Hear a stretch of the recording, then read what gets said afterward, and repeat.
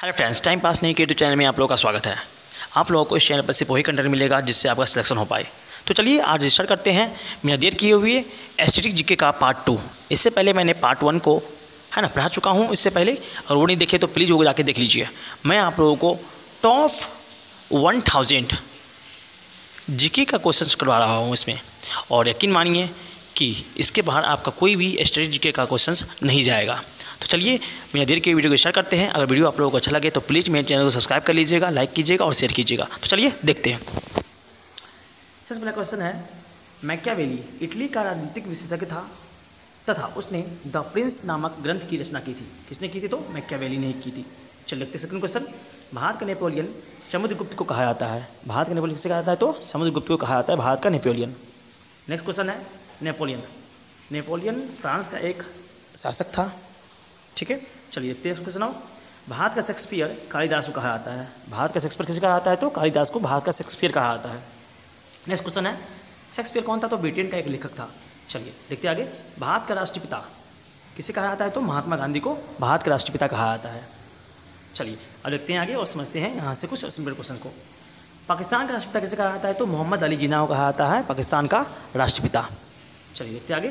बांग्लादेश का राष्ट्रपिता किसे कहा जाता है? तो शेख मुजीबुर रहमान को कहा जाता है बांग्लादेश का राष्ट्रपिता। ठीक है, चलिए देखते हैं आगे। शेर मैसूर किसे कहा जाता है? तो टिप्पू सुल्तान को शेर मैसूर कहा जाता है। ठीक है, चलिए देखते हैं आगे। शेर पंजाब किसे कहा जाता है? तो लाला लाजपत राय को शेर पंजाब कहा जाता है। ठीक है, चलिए देखते हैं आगे। शेर कश्मीर किसे कहा जाता है? तो शेख अब्दुल्ला को शेर कश्मीर कहा जाता है। चलिए देखते हैं आगे। कायदे आजम मोहम्मद अली जिन्ना को कायदे आजम कहा जाता है। किसे कहा जाता है? तो मोहम्मद जिन्ना को कायदे आजम कहा जाता है। ठीक है, चलिए देखते हैं आगे।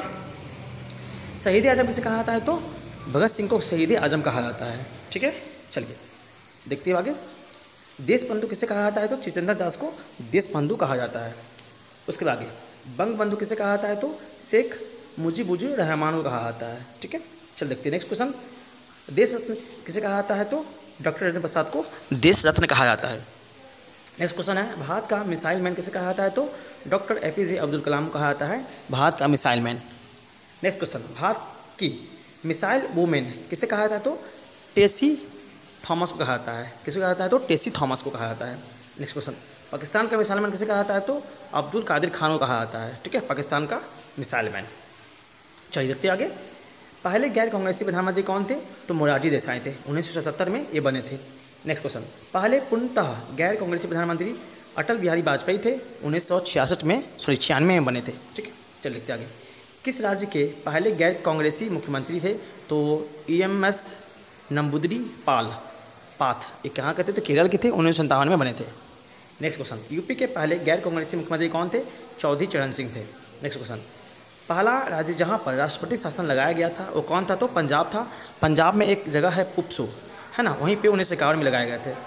यूपी में पहली बार राष्ट्रपति शासन कब लगाया गया? तो 1968 में लगाए गए थे। ठीक है, चलिए देखते हैं नेक्स्ट क्वेश्चन और यहाँ समझते हैं कुछ इंपॉर्टेंट पॉइंट को। ये सारे क्वेश्चन बहुत ही VVI है और एग्जाम में पूछे जा चुके हैं, इसीलिए इसको आप लोग हमेशा देखिएगा, इसको स्किप में कीजिएगा और शुरू से लेकर अंत तक जरूर देखिएगा। चलिए देखते आगे। नेक्स्ट क्वेश्चन, भारत की जनसंख्या विश्व की जनसंख्या का कितना परसेंट है? तो 17.49% है। ठीक है, चलिए उसके बाद यूपी की जनसंख्या भारत की जनसंख्या कितना है? तो 16.5% है। चलिए आगे देखते हैं। भारत का क्षेत्रफल विश्व के क्षेत्रफल कितना है? 2.454% है। भारत का क्षेत्रफल है और विश्व के क्षेत्रफल कितना है? 2.4%। उसके बाद यूपी का जो क्षेत्रफल है वो भारत का क्षेत्रफल कितना है? तो 7.33। नेक्स्ट क्वेश्चन, राष्ट्रगान गायन की अवधि कितनी होती है? तो 52 सेकेंड होती है। और संक्षिप्त में राष्ट्रगान गायन की अवधि कितनी होती है? तो 20 सेकेंड होती है। ठीक है, अगर पूरा पूछे तो 52 सेकेंड और संक्षिप्त में पूछे तो 20 सेकेंड होता है गायन अवधि। ठीक है, चलिए राष्ट्रीय गीत गाने की अवधि कितनी होती है? तो 65 सेकेंड होती है। ठीक है, चलिए देखते हैं आगे। लाइफ डिवाइन पुस्तक के लेखक कौन है? अरविंदो घोष। उसके बाद डिवाइन लाइफ पुस्तक के लेखक कौन है? शिवानंद। ये दोनों अलग है, लाइफ डिवाइन अलग है और डिवाइन लाइफ अलग है। ठीक है, उल्टा है दोनों। चलिए उसके बाद डिवाइन कॉमेडी के लेखक कौन है? तो दांते। नेक्स्ट क्वेश्चन, इंडिया गेट का निर्माण कब हुआ था? तो 1911 ईस्वी में हुआ था दिल्ली में। गेटवे ऑफ इंडिया का निर्माण कहाँ हुआ था? 1921 में हुई था, ये मुंबई में हुआ था। ठीक है, 1921 ईस्वी में मुंबई में। चलिए देखते आगे। भारत की राजधानी कलकत्ता से दिल्ली हस्तांतरित करने की घोषणा कब हुई थी? तो 1911 में इसे घोषणा हुई थी। नई दिल्ली भारत की राजधानी कब बनी थी? 1912 में बनी, है ना। घोषणा हुआ 11 में, बना 12 में, याद रखिएगा। चलिए, तक्षशिला विश्वविद्यालय की स्थापना राजा दक्ष ने, वर्तमान पाक में है ये, ठीक है। ये किसने किया था? राजा दक्ष ने किया था, जो कि वर्तमान पाकिस्तान में अभी है, ठीक है। चलिए देखते हैं आगे। नालंदा विश्वविद्यालय की स्थापना किसने की थी? तो कुमारगुप्त ने किया था, प्रथम ने किया था, वर्तमान में यह राजस्थान में है, ठीक है। चलिए देखते हैं आगे और समझते हैं यहाँ से इंपॉर्टेंट क्वेश्चंस को। ये सारे क्वेश्चन बहुत इंपॉर्टेंट है, इसीलिए इसको स्किप मत कीजिएगा और शुरू से लेकिन तक जरूर देखिएगा, है ना। हाँ, मेरा सीरीज़ को आप, ठीक है। तो चलिए देखते हैं। विक्रमाशील विश्वविद्यालय की स्थापना धर्मपाल ने किया था, जो कि बिहार में है। चलिए, सोमपुरी बौद्ध विहार की स्थापना किसने किया था? धर्मपाल ने किया था, बिहार में ये भी है। वर्नाकुलम प्रेस एक्ट लाया गया कब? 1878 ईस्वी में, लॉर्ड लिटन के द्वारा। चलिए तो आगे। वर्नाकुलम पैक्स एक्ट को हटाया कब गया था? 1882 में हटाया गया था। किसके द्वारा हटाया गया था? तो लॉर्ड रिपन के द्वारा हटाया गया था। चलिए, भारत में जनगणना की शुरुआत सबसे पहले कब हुई थी? तो 1872 में हुई थी, लॉर्ड मेयो के काल में हुई थी। सेकेंड, भारत में दशकीय जनगणना की शुरुआत कब हुई थी? लॉर्ड रिपन के समय में, 1881 ईस्वी में, ठीक है। 10 की जनगणना। चलिए आगे देखते हैं। भारत में अब तक कुल कितनी जनगणना हो चुकी है? तो 15 बार जनगणना हो चुकी है।